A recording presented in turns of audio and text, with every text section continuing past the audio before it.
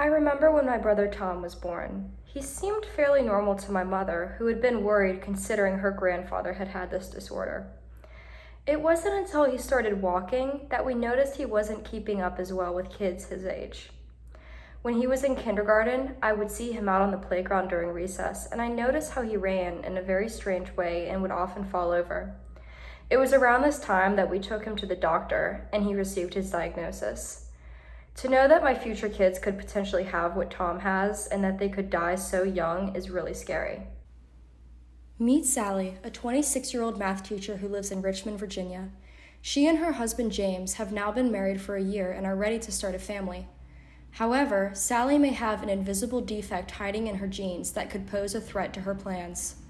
Her family has a history of Duchenne muscular dystrophy, a genetic disorder that leads to progressive muscular weakness and early death. Sufferers will begin showing signs of this disorder around the ages of 2 to 3, and the symptoms will only worsen with time.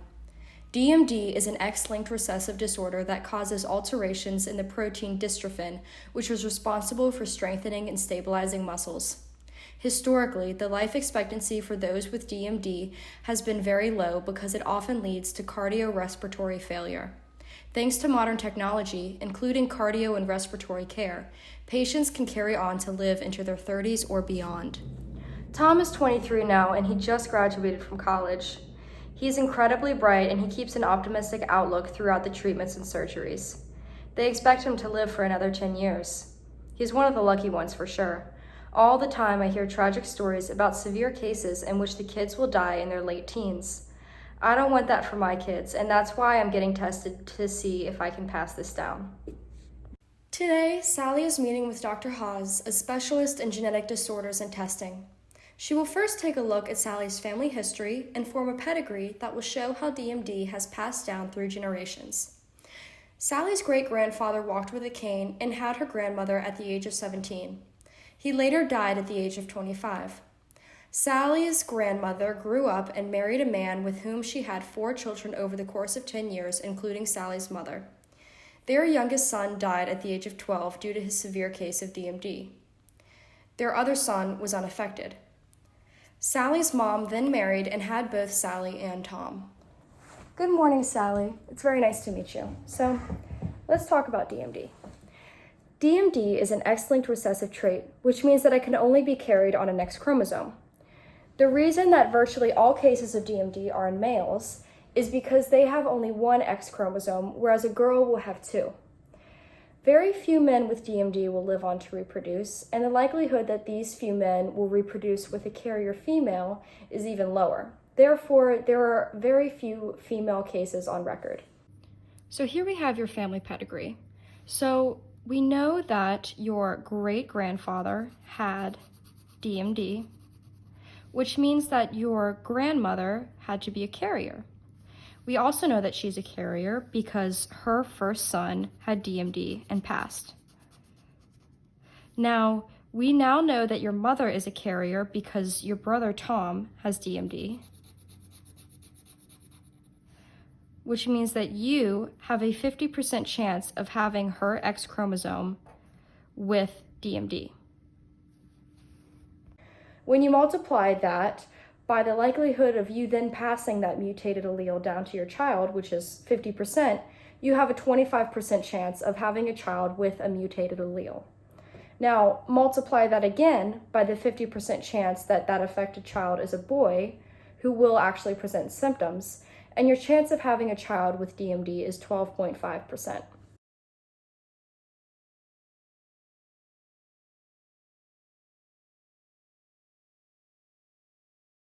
The screening that we're going to be doing is going to determine if one of Sally's X chromosomes has a mutation that will stunt the formation of the protein dystrophin. The mutation could occur in a number of ways. The majority of DMD patients have frame-shifting deletion mutations, and about 1/3 of cases likely stem from point mutations, which would also result in an early termination of the coding of the protein. In order to test for a mutation, I'm going to first run a multiplex PCR test with primers that will mark a number of different exons on the dystrophin gene, and they're going to show whether these exons are deleted or not in Sally's genes. This PCR test is also going to be run to determine whether Sally's genes have another form of mutation.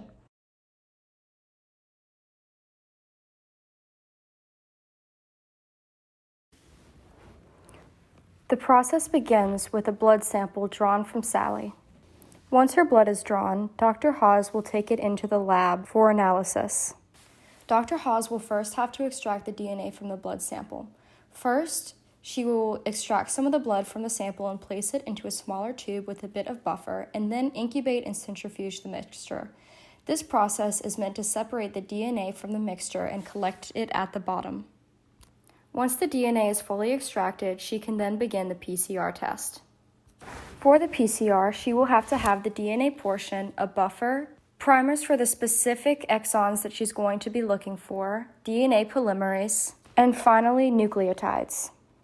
She will add this mixture into a gel and then wait for the results to appear. So we have here Sally's results. She's coming later this afternoon. But the bad news is that she is a carrier for DMD. These are her two alleles all the way to the right.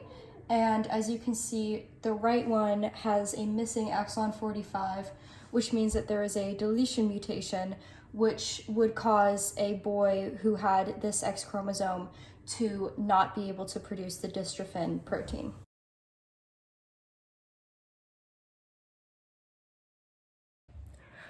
I'm ready.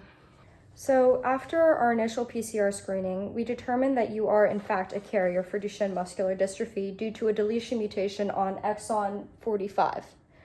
This does mean that you have a 25% chance of having a son with the disorder. Now, there are options. Of course, there's always adoption or finding an egg donor, but our practice also offers pre-implantation genetic testing with in vitro fertilization. How does that work? The method is simple. What we would do is first extract some of your eggs and place them in a petri dish where we could then introduce sperm and fertilize an egg, making it into an embryo.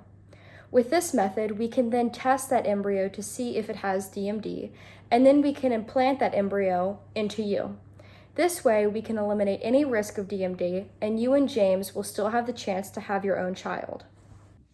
That's fantastic. I'll have to talk to James about these options. Thank you so much for your help, Dr. Hawes. In this case, knowledge is power. And now I can plan with James to make the best decision for our future children. I think that we definitely want to have our own kids, and thanks to modern technology, we can do that without having to worry about DMD.